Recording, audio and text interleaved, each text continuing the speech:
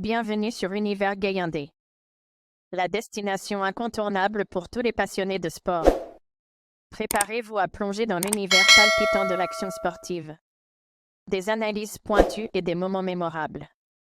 Veuillez vous abonner. Let's go!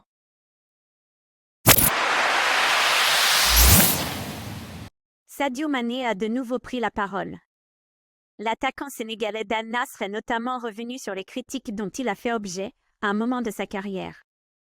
Après l'élimination des Lions du Sénégal par la Côte d'Ivoire lors de la CAN 2023, l'entraîneur et de nombreux joueurs ont été vivement critiqués par les supporters. Certains d'entre eux n'ont pas hésité à demander la retraite de certains cadres, tels que Cheikhou Kouyaté ou Sadio Mané. Alors que le milieu de terrain a répondu de manière ferme à ses détracteurs, l'attaquant d'Al Nassr a adopté une attitude plus philosophique. Dans une interview accordée à Sport-L et relayée, tel que il a déclaré être habitué à être la cible de critiques.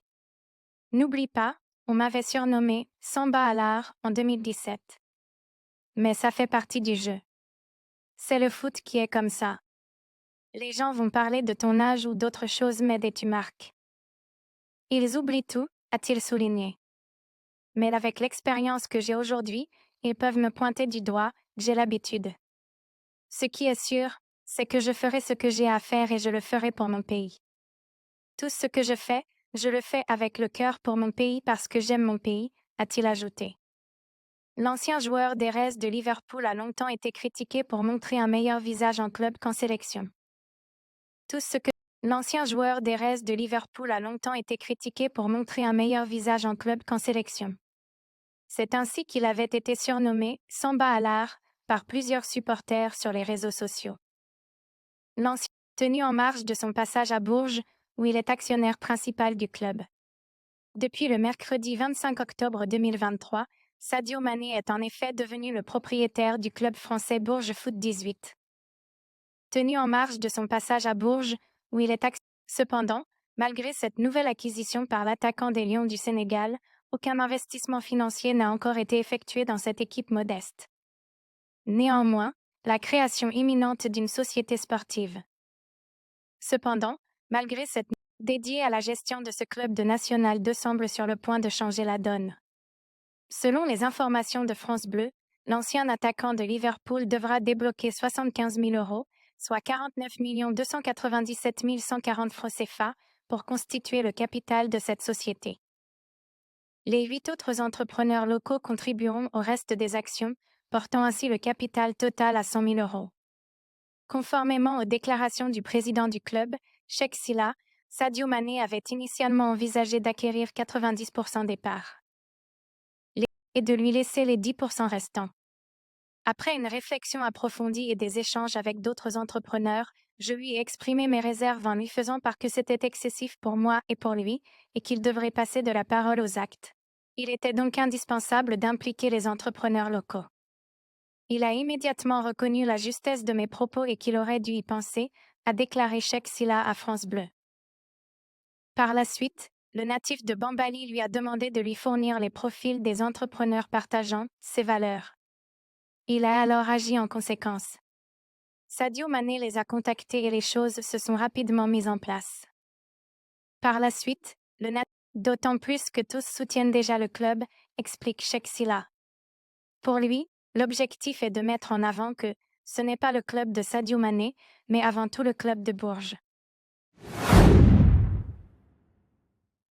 Chelsea s'est imposé 2-0 face à Tottenham jeudi soir, grâce à des buts de Trevoh Chalobah et Nicolas Jackson. Ce dernier a inscrit son 11e but de la saison et bat ainsi le record de Didier Drogba lors de sa première saison en Premier League. Le match entre Chelsea et Tottenham a été serré, mais les Blues ont finalement pris l'avantage grâce à un but de Trevoh Chalobah à la 24e minute. Nicolas Jackson a ensuite scellé la victoire de son équipe dans les dernières minutes du match. En marquant de la tête sur un coup franc repoussé par la barre transversale en effet, ce but porte le total de Nicolas Jackson à 11 réalisations pour sa première saison en Premier League. En marquant de la tête, un chiffre impressionnant qui lui permet de battre le record de Didier Drogba, qui avait inscrit 10 buts lors de ses débuts avec Chelsea en 2004. L'arrivée de Nicolas Jackson à Chelsea cet été a suscité beaucoup d'attentes. Le jeune attaquant sénégalais a rapidement répondu aux espoirs placés en lui, en se montrant décisif dans le jeu offensif des Blues.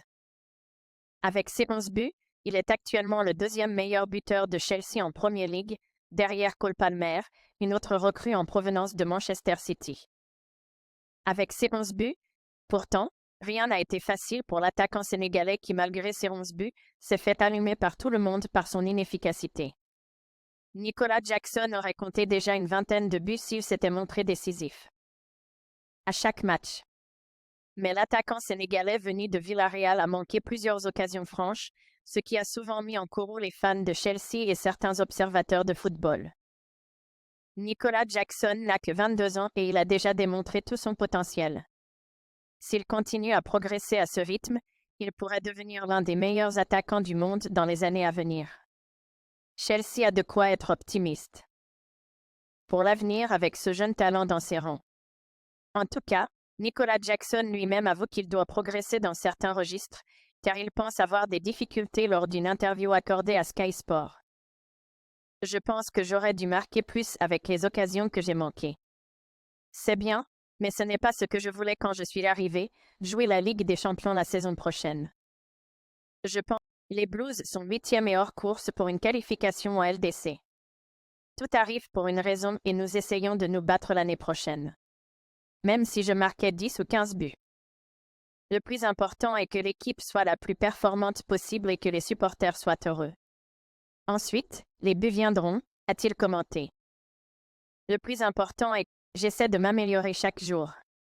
Le plus important est d'être disponible pour l'équipe, de l'aider et de jouer. Je rate beaucoup de choses, mais j'essaie de me créer plus d'occasions et de marquer plus de buts. Cette saison a été consacrée à l'apprentissage. Nous avons acquis de l'expérience. La saison prochaine, c'est sûr, ce sera mieux. Je marquerai plus de buts et je ferai plus de passes décisives. Mais je suis heureux d'être ici avec le manager qui m'aide. Nous voulons gagner autant de titres que possible pour placer Chelsea là où il mérite d'être, a-t-il ajouté. Mais je suis heureux